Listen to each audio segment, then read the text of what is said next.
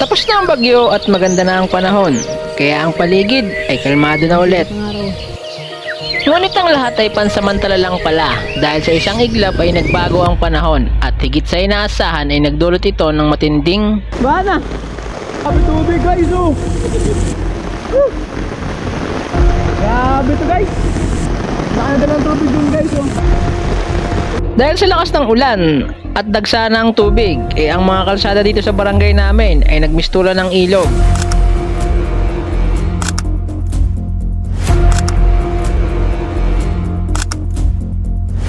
At dahil na nga sa tindi ng baha dito sa lugar namin ay na-future na sa 24 oras.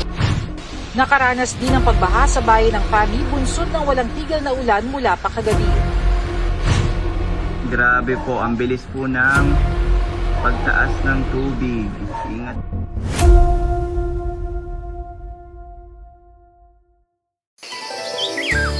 Ang sarap lang pagmasdan ng paligid kapag maganda ang panahon at dahil tapos na ang bagyo ay balik na sa normal ang lahat.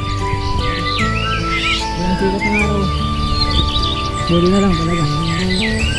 Buti naman at wala na yung ulan.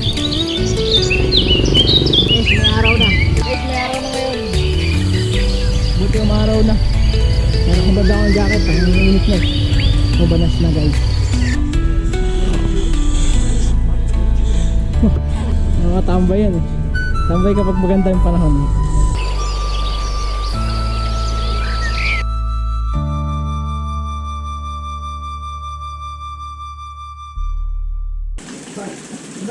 Ngunit pansamantala lang pala ang ganda ng panahon dahil ng mga sumunod na araw ay umulan na ulit. Guys, tatlong araw ng ulan dito sa amin. Simula nung may bumagyo, uminit ng ilang araw tapos umulan na ngayon. Tingnan niyo paligid ulit.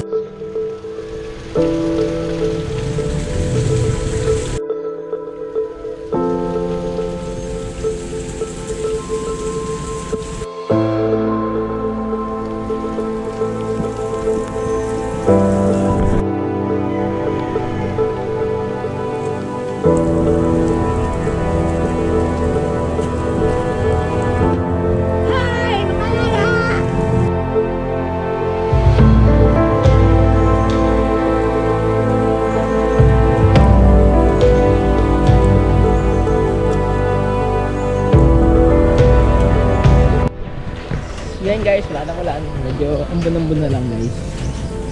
At medyo gumaganda na rin yung panahon. At magkakaaraw na rin ito. Araw-araw na. At medyo blue na yung langit dun. At yung tubig dyan kahapon ay wala na. Umasa akong maganda na ang panahon dahil sumikat na ang araw. Ngunit kinabukasan, ito ang nangyari. Guys, sobrang lakas ng ulan ngayong umaga guys. Ang lakas ng kulog. Tingnan nyo yung labas. Ayan guys. Napakalakas ng ulan. Lumulurok ang tubig oh. Agos. Grabe lakas ng ano ngayon guys. Guys.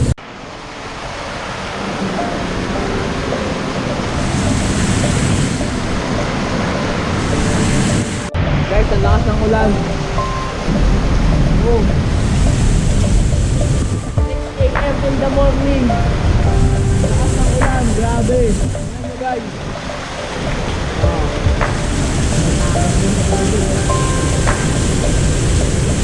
Grabe. Lakas dahil kung may bagyo nakaraan yung lakas may bagyo, di ganito kalakas eh. Kaya mag-iinit muna tayo ng kape guys. Tip lang muna tayo ng kape guys, sobrang lakas ng ulan sa labas.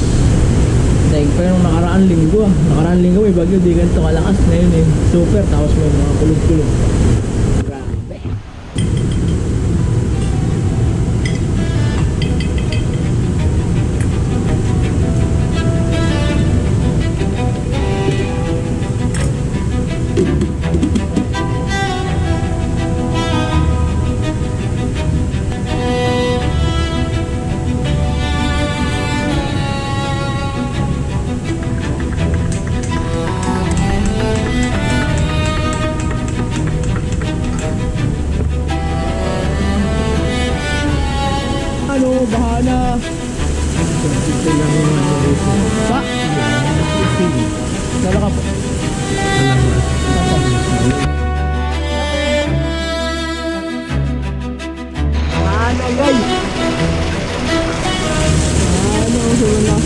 naman. Habang nagkakape kami dito sa labas, ay damang-dama namin ang lamig ng panahon dahil sobrang lakas ng ulan at may kasama pang hangin.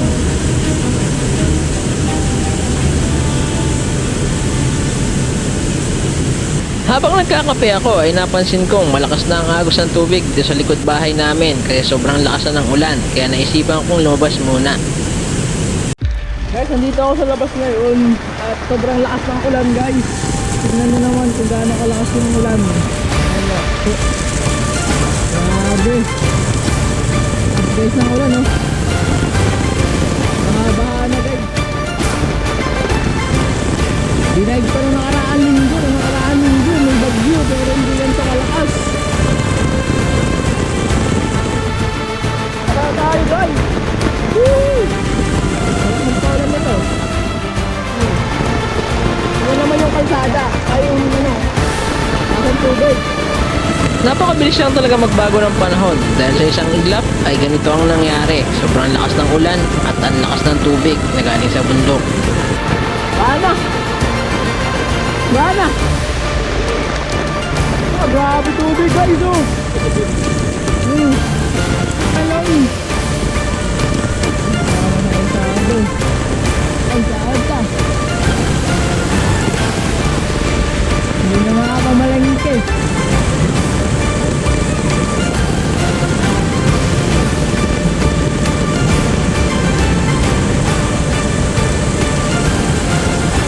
Tubig dito guys.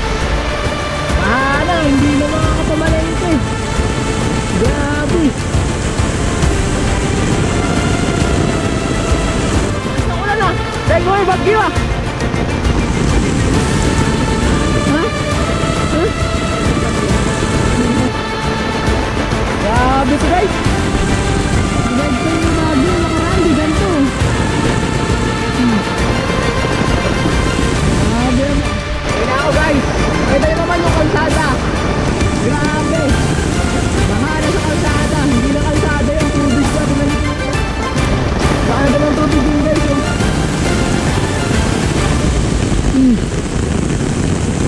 Grabe. My God. At dahil nga dagsa na ang tubig dahil sa sobrang lakas ng ulan ay nagmistulan ng ilog ang mga kalsada dito sa barangay namin.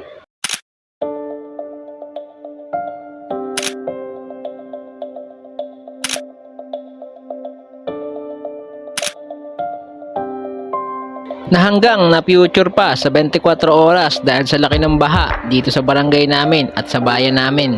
Nakaranas ng mataas na baha ang ilang bayan sa Laguna nang biglang bumuhos ang ulan kaninang umaga. Nakatutok si Bernadette Reyes. Nakaranas din ng pagbaha sa bayan ng Fami, bunsod ng walang tigil na ulan mula pa kagabi. Grabe po, ang bilis po ng pagtaas ng tubig. Sa barangay Bulihan, abot hita ang tubig na pumasok din sa ilang bahay. At sa barangay Batuhan, naabot binti naman ang baha.